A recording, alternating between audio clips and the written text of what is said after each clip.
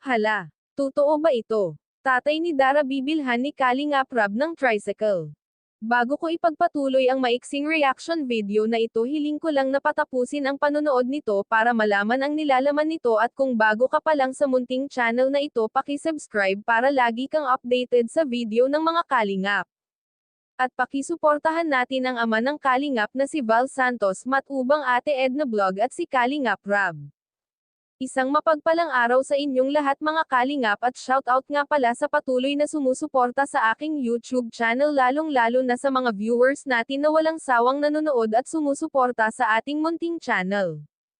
Dahil sa desisyon ng tatay ni Dara na manatili na lang sa kanilang bahay para may kasama ang kanyang mga anak, ay naisipan nito na magtinda na lang ng isda, na labis na ikinatuwa ni Kalingap Rob dahil kahit papaano ay mababawasan na ang pag-aalala niya sa magkapatid na Dara at Bea.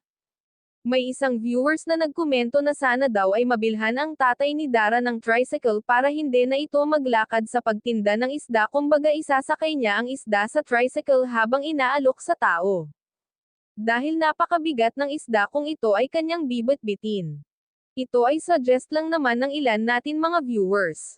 Pero kung sakaling tutuhanan ni Kalingap Rob na bibilhan niya ng tricycle ang tatay ni Dara, ay siguro tuwang-tuwa ito. Talagang maraming viewers ang nagmamahal sa magkapatid. Kung maaalala nga natin ang sinabi ni Kalingap Rob na lahat ng request ng mga viewers basta ikabubuti ng magkapatid ay susundin niya. Kaya nga maraming humanga na viewers at netizen kay Kalingap Rob, talagang handa itong tumulong para sa ikabubuti ng lahat, kaya nga ngayon ay nabawasan ang kanyang alalahanin simula nang dumating ang tatay ni Dara, lalo na ngayon na malapit na silang umalis papuntang Hong Kong, hindi na raw siya mag-aalala sa magkapatid na Dara at Bea at kasama na nito ang tatay nila. Hanggang dito na lang ang update ko mga ka-viewers, maraming salamat at God bless sa inyong lahat.